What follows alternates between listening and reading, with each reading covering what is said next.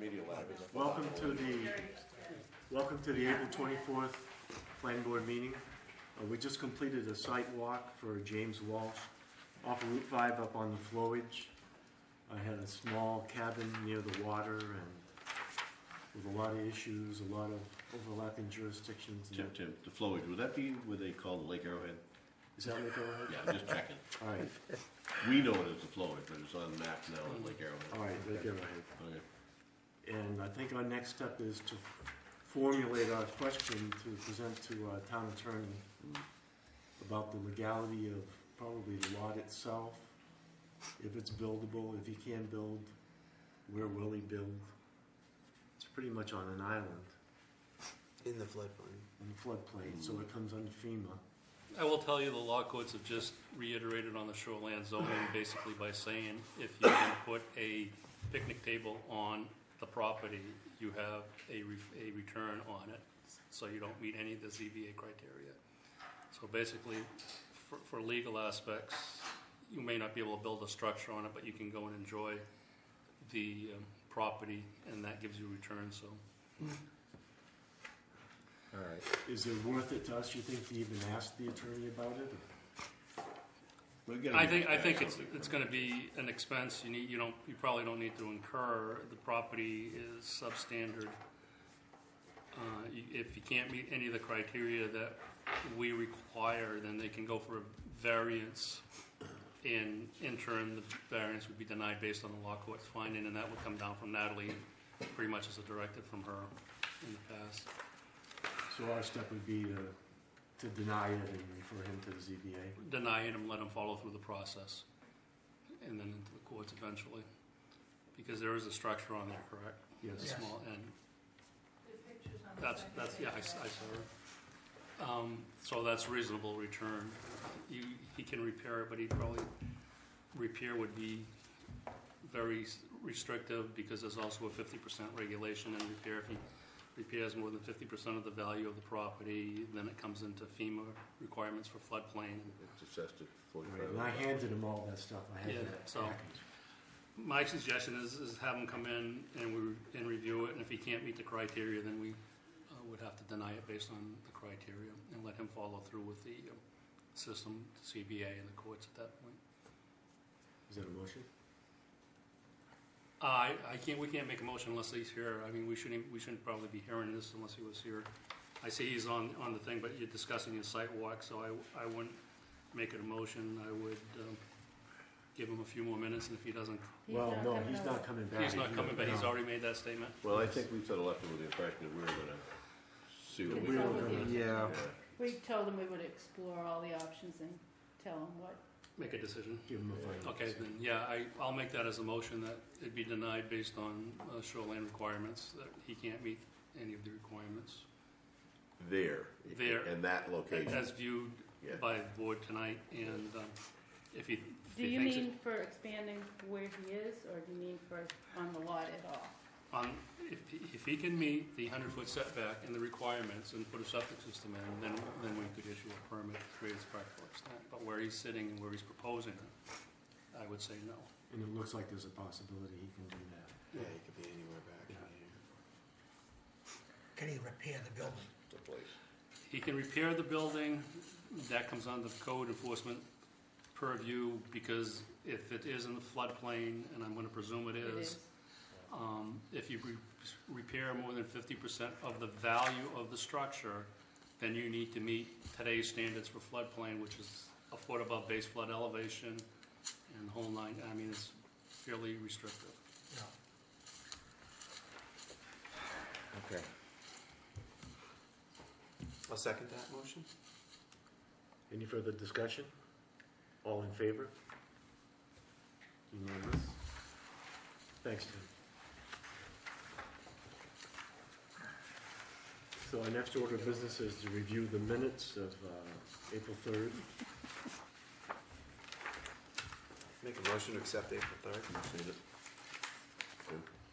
Have you seen it? Yeah, I've seen the property. We have a motion to accept. I'll second that. Any discussion? All in favor? We're leaving I'm you behind, abstaining. Tim? I'm abstaining. Oh, that's I wasn't right. here. He wasn't here for that one. Yes, you were. April Oh, 4th, April 3rd, I was, I'm sorry, yes. Yep, go sorry. the other way? Because you resigned. Oh, well, I was reading the 17th one. I didn't even look at the attendance. I'm like, wait a minute, yeah, you were. Yeah, I was, I didn't make the next meeting, I called in.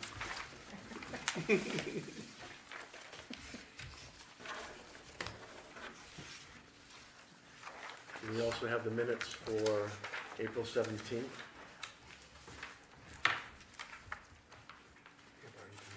This one right here, okay. That's what I was reading. And Tim was absent for that one. Yeah, it was. Okay. Yep, this is our storage unit.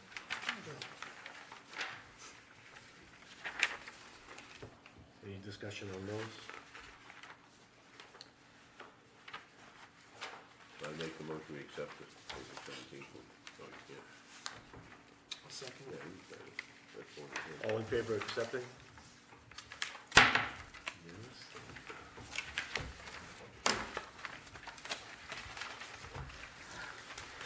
Moving on to old business.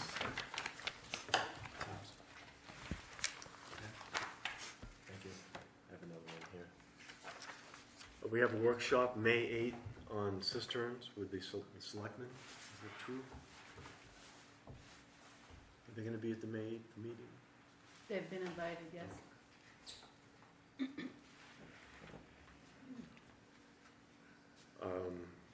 Wellhead amendment.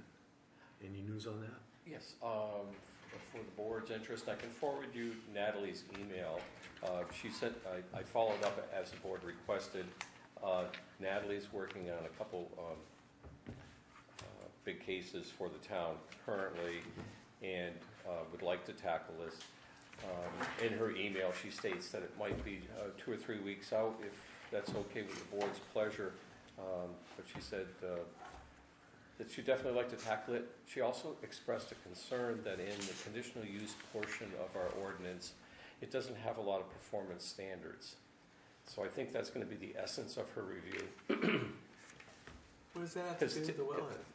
Well, because typically when you grant a conditional use, you list specific conditions of approval.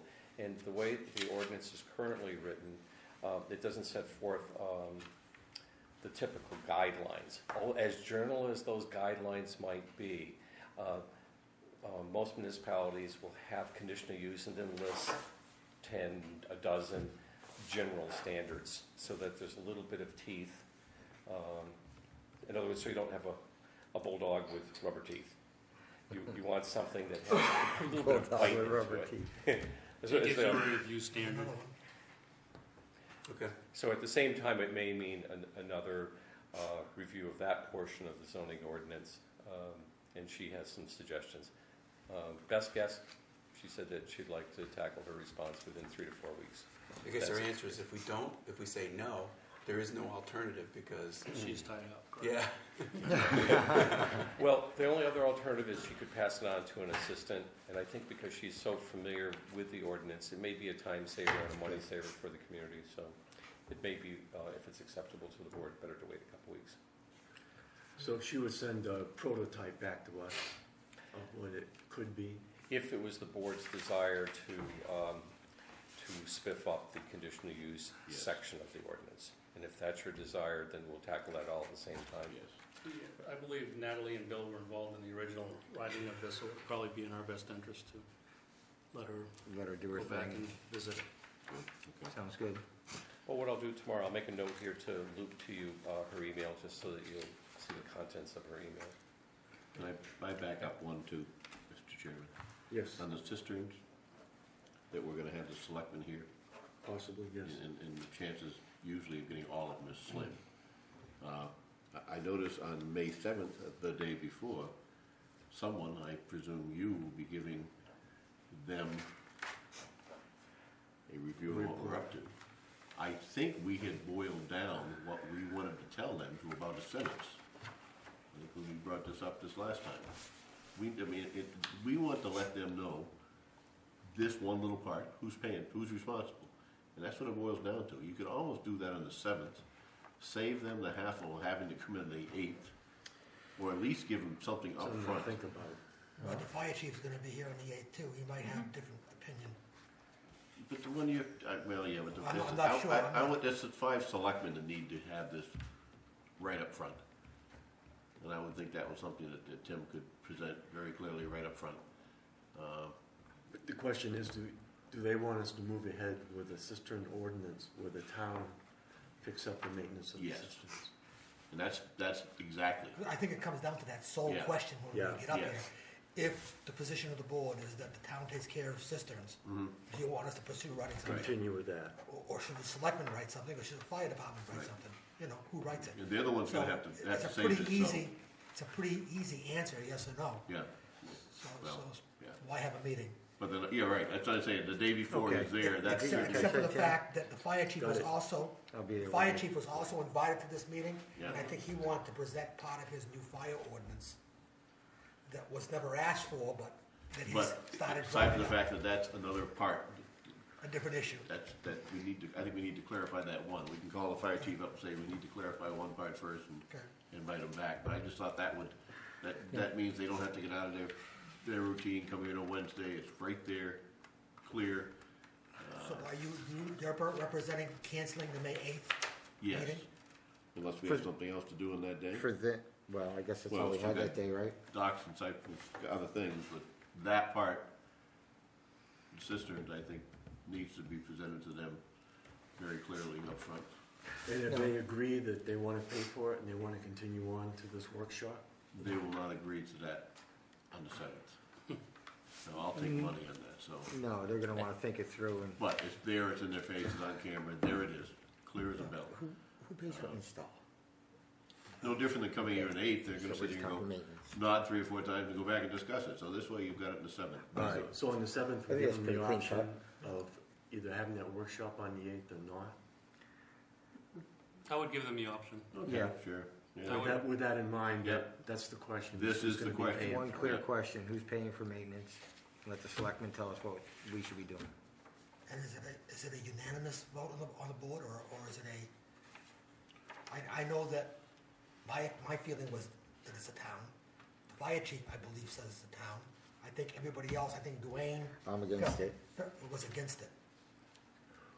Yeah, I think some people have said that in other states and other towns, that if something happens, we're liable for it anyway. I was gonna bring that up at the meeting. So- There's several financial negatives Regardless about of this what you for. do, you're responsible for it, so. Right. The Whether you like liability it or falls not. Well, back not on if we town. don't, if it's private and we never had anything to do with it, right? They're private because they're on private property. I mean, So if it doesn't work when they need it, and then they go, I don't know how Andy has it written as his, but some of them are actually given to the, Town. no, Well, to the association. people, the Right. homeowners association that they typically form on subdivisions, correct, that have become responsible for it. exactly. And that's my viewpoint of it. That's on the ones that are existing. Well, I was looking forward to what's coming in, because I don't know if we can really do anything about everything that's You can't do already anything about happening, but, Can't do anything about the ones that exist now. It's the right, current, it's the we're talking upcoming one. new stuff, right. Tom? There's 2 questions, and you've mentioned them both. You know, who's taking care of maintenance, and who's the principal party responsible for liability? And some would argue it's the town, some would argue it's the developer. That tells me it's a gray area, and so you have no misunderstandings. You need a rock solid agreement saying you're responsible, whether it's the town or the developer. Traditionally, that'll show up in a homeowners association agreement that's legally reviewed by municipal council, so that the determination for who's the principal party is determined. And there are communities where the principal party is indeed the developer. There are many communities where the municipality is. But you don't want to leave that out as a gray area. You don't want to assume it's the town's responsibility, because a sharp Chicago attorney for the developer is going to come in and say, ha, I don't see anything in writing that says I that. don't even need to go to Chicago, we get some shop ones right here. I mean, the other thing is, none of our systems that we have in the ground meet standards. I mean, none of Existing them, ones. huh? Existing. Existing ones, none of them meet ISO standards. So, One's not even in place. But as Frank said 2 meetings ago, there's 2 separate issues here, existing ones and new proposed Right. ones. And you're working on the new proposed New ones. ones, right. Now, I was also gonna So- point out that because as a town, we don't have any underground inspection process at all. We're at the mercy of whoever puts it in and buries it, and then 2 years from now, there's a problem. If the town accepts responsibility for this, the town's gonna pay to dig it back up and fix it. So there's a lot going on here that the town could accept, a lot of financial burden down the road for these things. Liability exceeds way beyond the installation and maintenance. Yes.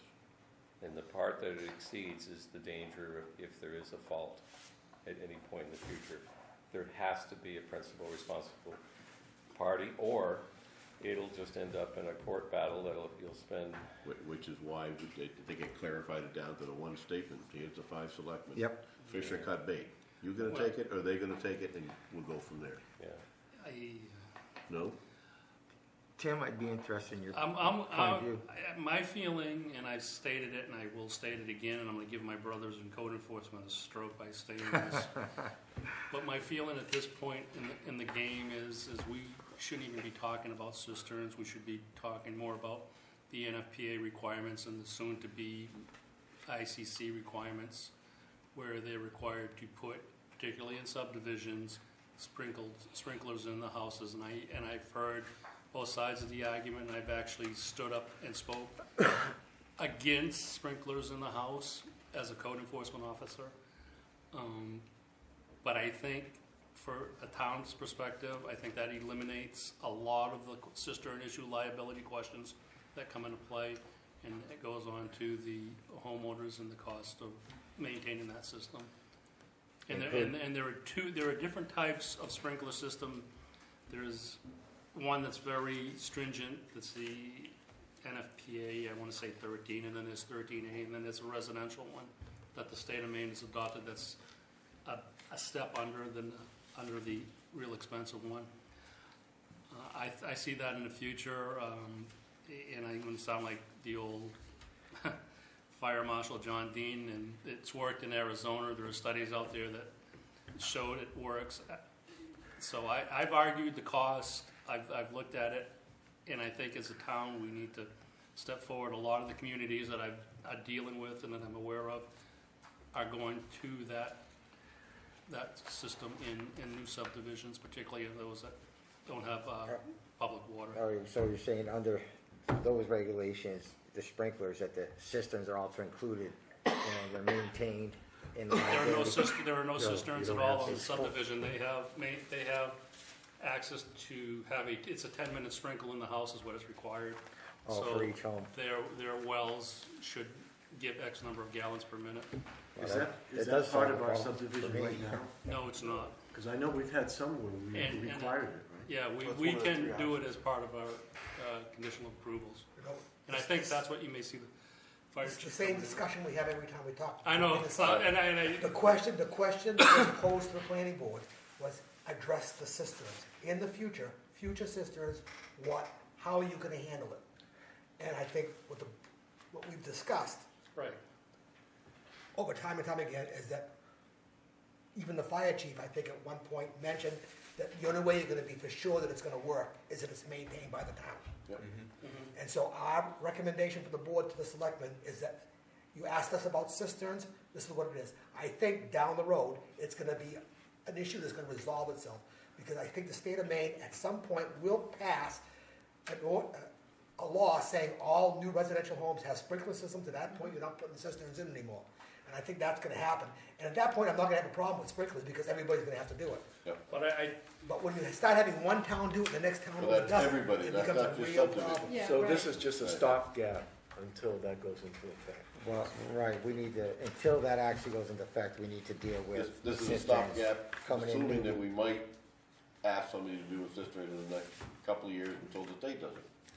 Yeah, The situation the there's town has nothing now, precluding us to get in ahead of the state, is all I'm saying. I think we take that whole cistern liability issue out of play in Waterboro, because like Dwayne said, if it collapses or if there's a failure and we bought it, or we're in charge of it, it's a $20,000 to meet the ISO requirements.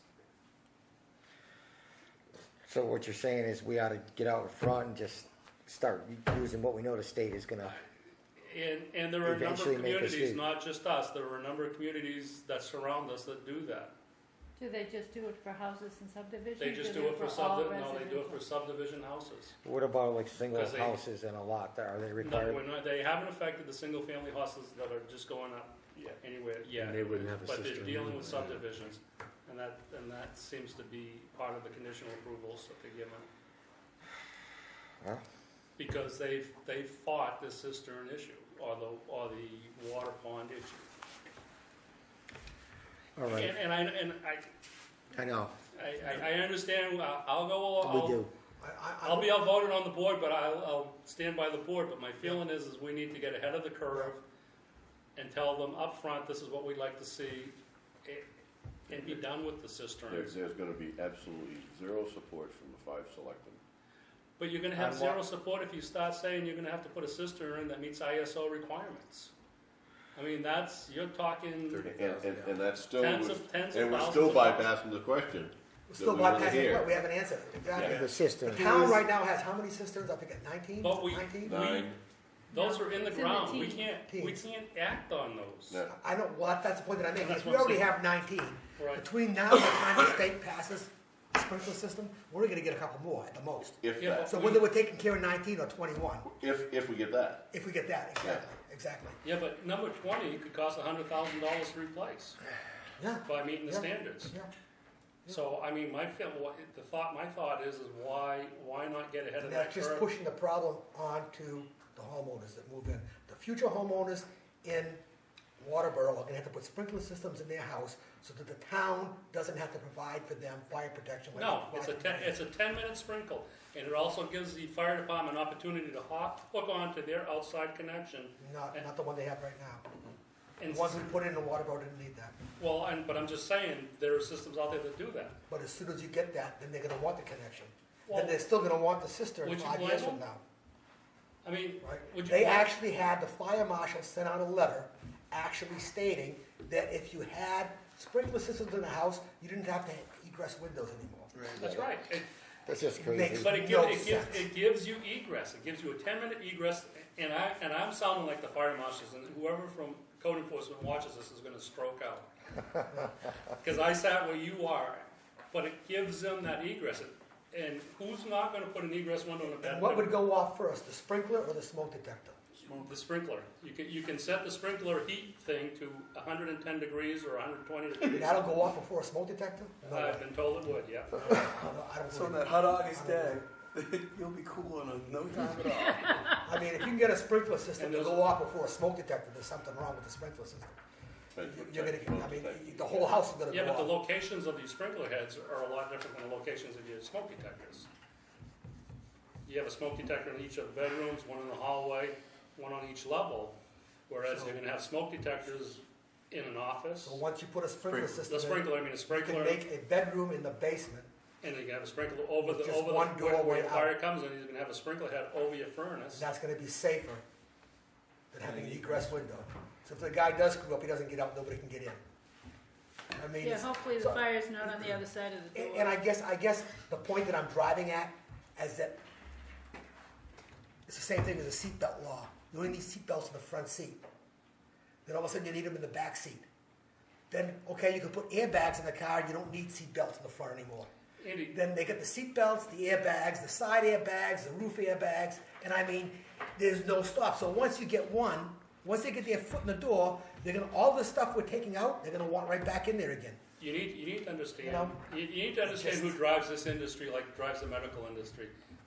Buildings are driven, and the codes are driven by the insurance company. These are driven by insurance companies. Do you really think Do so? sprinklers need Oh, come batteries? on, Frank. So, as long as the insurance company is the driver of the vehicle, whatever standards are in place, whether it be in the medical field or in the building field, they're gonna progressively, as they pay out, they're gonna require it. Make more demands. When we started building in 1986, you never needed hurricane tie-downs on your roofs. No? You can't build today without a hurricane tie-down. In Maine. When was the last time you saw a hurricane in Maine? But it's driven by insurance companies. Earthquake clips and Yeah. sidewalk walls. Yeah, I mean, pretty much every place. It's just unbelievable.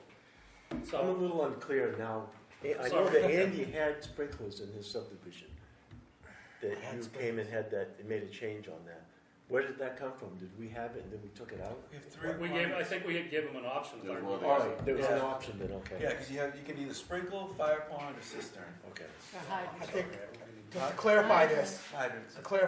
I remember exactly what it was. Okay, I was asked by the board to put sprinkler systems in. My project was approved with sprinkler systems. But I already had a fire pond there that met the requirements of the ordinance. So when I came in, I said I had a fire pond in there that already met the requirements of the ordinance. 15,000 gallons of water, I think, for every 3 houses or something. And that pond did that, so why was I asked to put sprinklers? So I asked the board to change it, and that's why it did. yeah. But, I'm sorry, I got off track and. Well, no, that was good information. Well, I'm very You know, it's confused coming now, down we're the- having a May 8th meeting on cisterns, or is this a decided issue, or isn't it a decided issue? I thought it was a decided issue on the board, that the town is gonna take care of cisterns. If If there's that's, any more then the cisterns. board has voted on that, and I, as I said, I'll try to be. quick Future that day. cisterns, For Future cisterns, if we happen to have any. right. And in my opinion, Because all the that- cisterns that are in the ground right now, the town should have some kind of maintenance That's- with that's it, and the fire department should be another the one issue. doing that. That's a Another whole issue. different It's issue. another issue, but I mean, somebody should be doing it. It's pretty sad to have people put in $50,000 cisterns, and we don't even know if there's water in them. So, but the question for Tim is, on May 7th, when he goes to sit in front of the selectmen, his question that he's asking, does the town want to assume liability for future cistern installs? If the answer to that is yes, then we have a meeting on the We 8th. move ahead. If the answer is no, then we cancel the May 8th meeting. And maybe look at other options like requiring sprinklers. And I'm and in favor of that. subdivision. Okay, yeah, agreed. That's the question I Good had. summation. All right. We're all on board with the same I thing. think we That's had the one more thing was we have DEP's permit for Patterson Company came in. That means we're ready to sign the site. What was the one on docks, Tim? That was something that Mark Oh, brought that, up. He's had a lot of calls. I guess our ordinance says 15 feet. And of course, he's seen a lot of docks that are more than that. Some people are complaining about the neighbors and he was just looking for more direction, something solid. There's nothing in the ordinance saying how many you can have? I think our ordinance mimics the state minimum shoreline zoning, and they define, No, it doesn't. they're not defined, they didn't. so they're asking, Oh, it's does Saco not. River that defined docks. There you go. right, so they're asking It us is to, a 10 feet. You wanna go down through Saco River? You guys down check through yourself, Lowe? I just got a deer tick. 10 Yeah, feet. see it. Yeah. Devils. We're figuring Yeah, out they're out. 40 foot long. You were bushwhacking. I think he was suggesting that the board look at it further to change the ordinance. Because our you're ordinance shaking your head, Tim. What's on your mind? is more liberal, it's No, more It's liberal just, than it's some just of a the code. cluster, if they have a 20-foot boat, I let them put a 20-foot dock in. Well, that's what he's come to us and asked us to And hash there's it no limit out. to how many docks. You could have 30 docks in your waterfront. I believe Shoreland's only, the new, the last I thing, haven't been on the lake in a while, I've been ocean. You know? I the don't think he could find anything. Mark's last suggestion was to go 6 feet wide, 40 feet, one No, that per. was mine. That was All New right, Hampshire. one, That's okay, New well, Hampshire. Mark has agreed with that, and one per resident. Is what One they, per resident? one So per many feet resident. of shorefront. Well, because I guess they all have different sized shorefronts, but that was a starting place. Yeah, because New Hampshire's my got- daughter has a place on the lake and we have 4 boats on there. But Right, New Hampshire's but got that a was really defined waterfront. I mean, I think their dock system works really well. For every 75 feet, you're allowed one slip. So, if you have 76 feet, you can use both sides of your dock. And you're allowed a 6x40 seasonal dock, which, seasonal means they come out in the winter. yep. And I've seen It's a lot. Yeah. I've seen a lot of boats 40 loaded up feet's a on long- those- you gotta get a four-wheel And drive there are to pull no that out. grandfathered docks because they're not permanent, they're supposed to be. They're Right. running on the water 7 months of the year. But there was also something about channel width too. Yeah, and that's on the Sebago. I mean, on the Saco Yeah, it's River. not, that's on the Saco River. That's where the 10 feet came in, I think, and it was 10 feet or a certain number of feet 10% based of on the 10%, channel width. yeah. whichever's less. I thought we had one in the past here. It- That spelled it out. On Ossipee.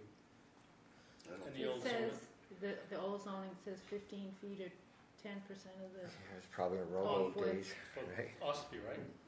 for Waterboro's. Yeah, okay, showing. I knew it was spelled out here, I thought it was Yeah. spelled out here. But he's just saying that they say 15 feet's not enough. And the complaint he had was grandfathered.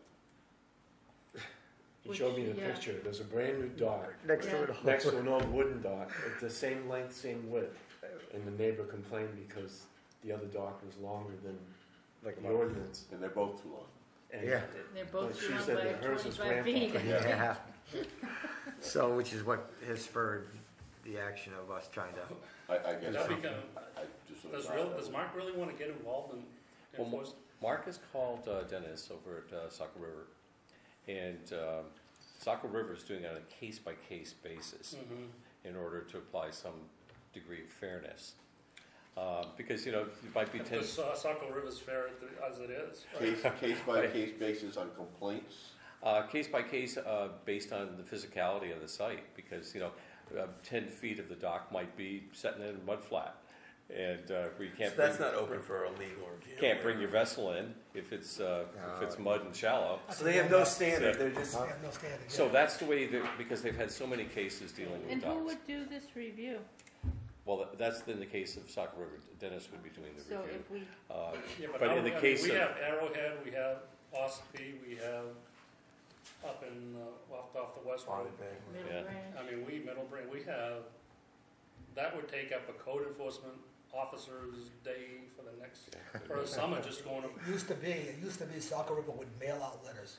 'cause I Well, had for gotten Saco one. River, I mean, I wouldn't even they deal were with Arrowhead. such a big area, and they dealt with a lot of that. Saco River dealt with a lot of that. I think why Mark is bringing this forward is one, he feels the 15 feet is being abused. It's most people are being non-compliant to it, and he wants to apply some sort of fairness. So Do you even need a You- permit to put a temporary dock in, Walter? yeah, you would. You do? So Up you to do every 15. year? Pardon me? You need a permit every year to put your temporary dock in on wheels? Be real Shouldn't have careful to. on your Good end. No, you question. shouldn't have to. Or you don't? So I how think- do you regulate that? So I think you probably want to get something back from Mark. That, No, I was just thinking out loud here. yeah, how do you regulate? it's a good Wow, question though. It'd be a So nightmare. when I walk in the front door tomorrow and say I'd like to take a permit out to put my 15-foot dock in, who do I see? Well, you You see have to Mark. See Mark. And that's why I think you need to wait for Mark's recommendation as to what he's thinking will be So he is working on both something. functional and work. Yeah, if we discuss docks, I would highly suggest he's here. Yeah, because Mark, he's the one who has to enforce it. He's gonna so- come back with something on docks. Yes, and he's already started the process. He's started Exactly. some research, he's talked with Dennis, and now it's a matter of talking it with the board and making any change that you Yeah, might see, want to I would just leave Saco River to their own make jurisdiction. stuff, their Yeah. jurisdiction, They don't- follow their They don't regulations. enforce what they got I know, now, but so. then I would just stick with what our stuff is, I mean, the stuff that we have to deal with. Yeah, Mark's gonna, next time we see him, he's gonna come back with a proposal that he thinks is appropriate, and then we'll, See, I should have been at that last meeting, and I apologize, I was working. well, didn't you watch it on TV? Well, what you really missed was the last thing on old business, which was site plan. We had Mike came in from JD's Variety, and he wanted to build a building over 1,000 feet. It was an advisory meeting, and he ended up leaving, and he's gonna build a building under 1,000 feet. 999? 999, Yeah. 999? But there was a lot of question Although it was about. fairly clear that when he left it, when he looks to expand anymore, it ain't gonna happen. Although, Without what's the, although what's nothing the, what's stops the it. teeth in that though, Yeah. really? yeah, until you change the ordinance, you can't say That's that. right, but I think we have. Either you Yeah, have to and that get a brings us cumulative back to, number.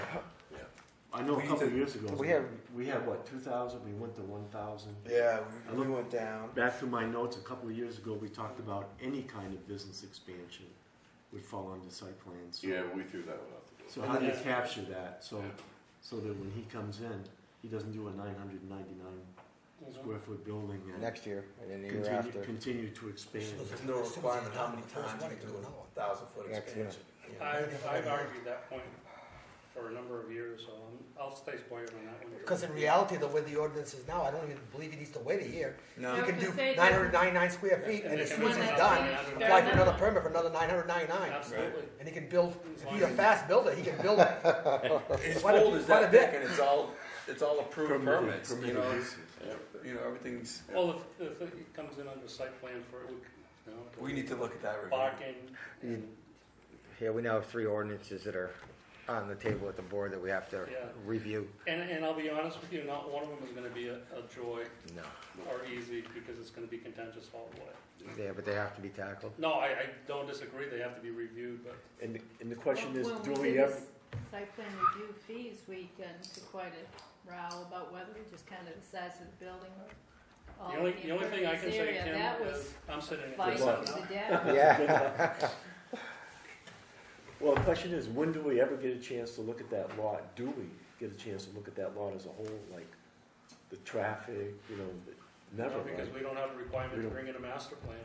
Unless he wants to But- tear everything down, just using him as an example. like- Changing the criteria in the site plan review ordinance, we'll be able to remedy that. We'll be able to fix it. So I'm gonna work on something, just a suggestion to the board, and then the board can add, subtract, modify, and the intent is just to make it workable, and so that there isn't these little escape clauses where people don't have to come in at all. And not to give the impression that he's cutting corners or being tricky. Like Kurt says, every use on that lot has been As a approved. permit. Yep. Yeah. And all he's doing is working within the ordinances. Yeah, We're just precisely. using him as an example. Precisely. All right. Tom, do you have anything? Yes, two things. One is if, just to backpedal to your recent denial, just want to stress that it's important that the reasons for denial that Tim had brought up should be reflected in the written denial that's given. So, just in case it gets contentious or he feels uneasy with the denial. So it's really important to always state the reasons for denial. We here for Patco, when they're talking about the fast food, you were here for that one? Is that kind of what? Fast food restaurant? Yeah. Okay. Do you feel that you have the reasons for denial? I can date to, when we listen to If you the. need to. I'll type it up and send you a copy. Okay, no tweak it. I don't know. Tweets. The other thing is I want to thank the board and Tina for members that were at the 2020 meeting where Sewell Company did their presentation. It gave you an opportunity to see what all this planimetric mapping is about.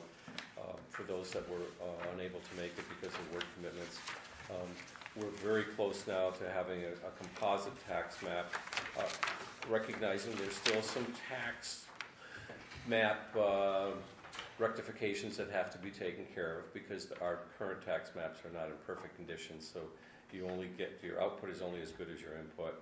In any case, the composite mapping and the digitizing of all the major structures of the town is complete. We're now in phase 2 of how we start to assemble all this and how we can host it and bring it to a state so that Kurt can pick it up, he can be on his computer in New Hampshire and look it up. Any planning board member can look it up. Plus, we want to have that data available for planning board meetings. So it's been a big step forward. I think those of you that were able to attend saw that, we're on, if this is to be a home run, we're on second base and we're starting to round the plates. We still have some more work to do on it, but I think it's a huge step forward and should be helpful for the board. For those of us who are sometimes cynical, Now, Dave recorded that, didn't he? yes. Yes, he did. Is that available I- anywhere? Is that, I left after most of the presentation. Are- And I think, Okay. oh, really? and I think for the money we spent, we got an excellent package. Very good. It's also half of what we've spent. We've already spent 12 or 15. Thrown away the computers. They're never used the software. So we're batting 500. But this is a good start. For the money, the value we got for the money we spent was excellent. It's worth nothing unless we go further with it. Precisely. And that's what the It is. hardship comes It's from. just a ho-hum. Here it is. It'll be a pretty toy. I'm glad to hear you say that, Frank, because I know you were very cynical about it at the very beginning. Yeah. And you definitely look like you were on board. Cynical. And that is good. No, Well, it is. It is a I pleasure to think see we Frank have a turn real around. good product. But it's, yes, we do. For what we got, is a good value for the money. Yep. But it's outdated today. Let's do something with it. Keep it up and. It's outdated right now. It's useless for tax map purposes right now. There's a lot of grunt work that needs to be done. A lot. Well, it's like Tom said, you're on second base. You Yeah. still Yeah, have- so we're on that's second right. base. But, you stop now. Okay. If we hesitate now, it's useless. Yeah, you wasted this plus the original investment. Well, Just in the kitchen. I'm sure Tom's already got a game plan. Well, the in committee's place. not done yet. I Don't mean, you, don't you, Tom? there's hosting, Yep. there's internet Well, we do well, access. I know that I'm anxious to be able to get on the site and start laying maps over other maps. I know I'm anxious to do that. Yes, and Because that's I supposed have to a be need, coming. I have a need for it right off the bat. We'll get there. Yeah. It's just a matter of now, this was a really tough piece because the information was so fragmented. And when we found all those missing pieces, it was like a 1,000-piece puzzle. What we've done is we built the frame around a 1,000-piece puzzle. And now we got to start our infill, and there's a huge amount of editing, as Frank and everyone else is aware. So hopefully we It's get all there. editing. It's the tax map it's a PDF file. So Oh, wow. it's useless. It's not a Sebago Technics didn't give us the digitals. That's what it is. It's a Sebago Technics PDF file. Yeah. They didn't even give it the Well, we took the TDG. PDF file and we transferred all those files. So there's Yeah. huge, but you have But- distortion errors in PDF. But there's but the reference, we don't want to go here. There's just a lot We of spent a lot of money, details. Sebago Technics converted over to digital, Okay, but we still end up with an AutoCAD file. We end up with a PDF. okay, None of those lines have got reference points on them. right. You know, they say they're here, but in actuality, they may be here for lots. So now you need the standard, now you need to have, so everybody that comes in with a subdivision or a commercial building, whatever, comes in and has reference points along things, so you can go into that map and lay them in. In the next subdivision, you lay another one in, so, and you need a standard to do that, which we tried to do 2 years ago. What I'd like to do is bring back what Frank is referencing. 2 years ago, I had drafted an ordinance that would speak to digital plans and what the reference points were in the coordinates. I'd like to bring that back for a second look. We can tweak it, have Frank take a look at it and all the board members. And having that ordinance in place means that every applicant that comes in, once we get those files, it's easy to transfer the information. Actually, what it means, if you spent about $2,500 at this point, bought a good Trimble GPS, and that's what it's going to cost you. But not for one of these Walmart specials. You need a decent Trimble GPS, Surveys. and you give it to Mark. So every single site walk he goes out to for property, you've got to have things. He goes click, click, and it's now in the system. Well, I think you can. One at a time. But that won't, it's not legal if Mark does it, it's gotta be done. He's not a surveyor, and Licensed. if I was Mark, I would fight that tooth and nail. Then you have somebody who'll do it for $50 a pop every single time you need it done. Every You don't know surveyor, where Make it a fee, You so don't, we yeah, pay but off those the. pins you don't know are necessarily correct unless you're a surveyor. You see what I'm saying? Somewhere you make it a fee. I think, so someone, I think so it's easier someone to do does it. a digital request for any of their plans that they submit, Yeah. that is let me, done by a if I may, I'll professional. bring that You just ordinance pin back them again. Yeah, I know you've talked about In a that. certain before. format that revisit applies it. to what we have. And it's kind of a techie Yeah. one-pager, but to surveyors and engineers, it's what they do every day. Yeah, we'll just incorporate that into it. Yeah. So if maybe in May or June, whatever the board's preference is, I could bring that back. So when someone submits a subdivision or a site plan, they have to follow that You have to criteria? follow our criteria and the state criteria, because some of our information is using state criteria. So the state office of GIS and the way that we set up our systems will all synchronize.